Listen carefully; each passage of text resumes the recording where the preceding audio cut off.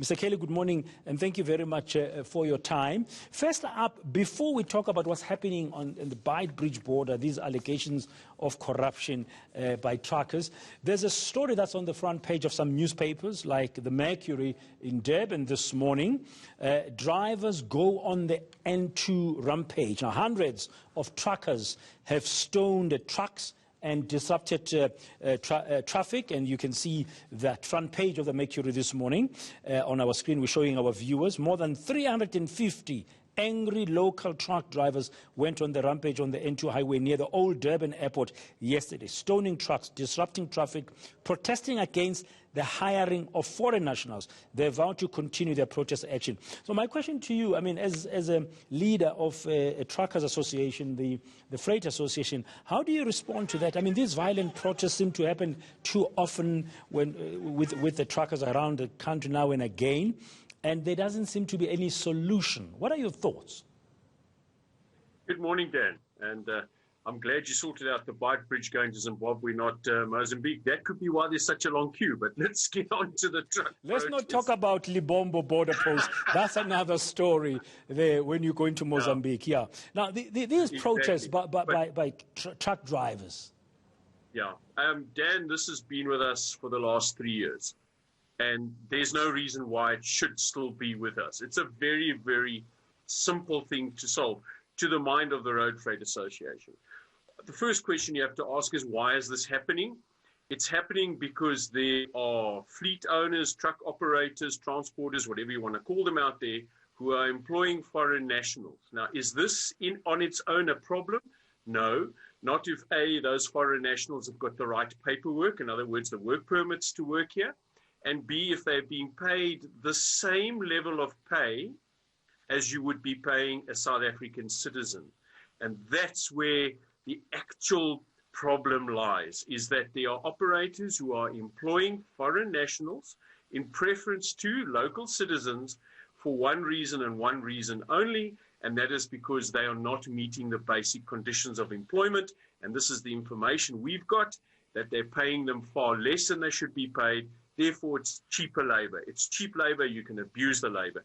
That's the reason why it's happening. But does it have to be violent? Before you tell us how do we fix it, I mean, do they really have to resort to such violence, blocking roads, stoning trucks? In the past, we've seen some trucks being banned on the highways.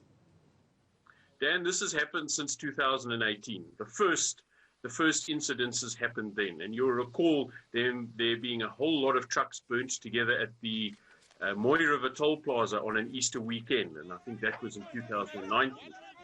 Should they be doing that? No, of course not. There are structures in place to bring your complaints and your concerns to either the employer or the government, and those structures need to sort it out. The problem is that the very things that are allowing this to happen are not being sorted out. That's the problem. So we've said we need to get these problems addressed by the various departments that are allowing this to happen, and then this would go away. We don't need to hurt people, burn people. We've had people killed.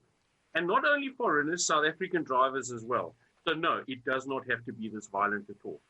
Yeah, so your sense as the Road Freight Association is that you'd condemn such acts of violence. And very briefly, because we need to speak about Beitbridge, that's why we have you on air this morning, very quickly. How do we fix this trucker situation? Those employers must stop, therefore, employing foreign nationals who are here illegally without the correct paperwork, and they must also, if they do employ ones who are here legally, they must pay them the same terms and conditions as in the Correct. Basic Employment Act, as you say.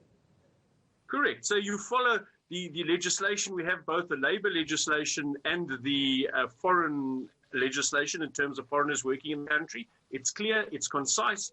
So we need to have those structures, whether it's the South African Police Services, whether it's the special structures within the Department of Labour, to go and investigate these operators and, if necessary, take the steps and stamp this out. It's simple, but it's not done. Let's go to Beitbridge now on the border with Zimbabwe. As our strap is saying, the Beitbridge truckers very upset with allegations of corruption, alleging that some truckers get the preferential treatment after bribing officials there to go to the front of a queue while they've been waiting there for several days. Yeah, this is a huge problem, Dan, and Beitbridge is our busiest port of entry or exit, whichever way you look at it, out of South Africa, heading north in the North Corridor all the way up to Dar es Salaam, all the way up to the Sudan. And by sheer nature of volume, it takes a couple of hours to get through. But of course, COVID has hit us, which means there are all these health protocols before you can get through the various borders. So what has happened is now and then the border closes, there are fewer staff because you need the social distancing. So the time to process something is a lot longer. And of course, these queues develop.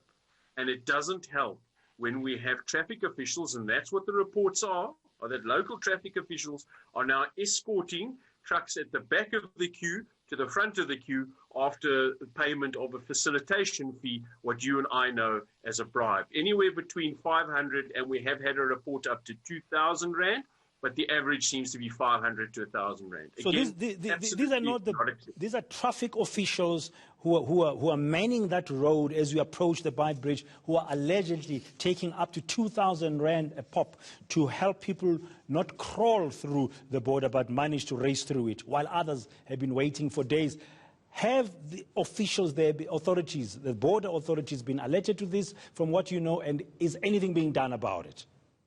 Well, the first question is easy. Yes, they have been alerted, both the South African Police Services, the SARS officials, and the relevant traffic authorities have been alerted to the fact. We know that they have been alerted to the fact.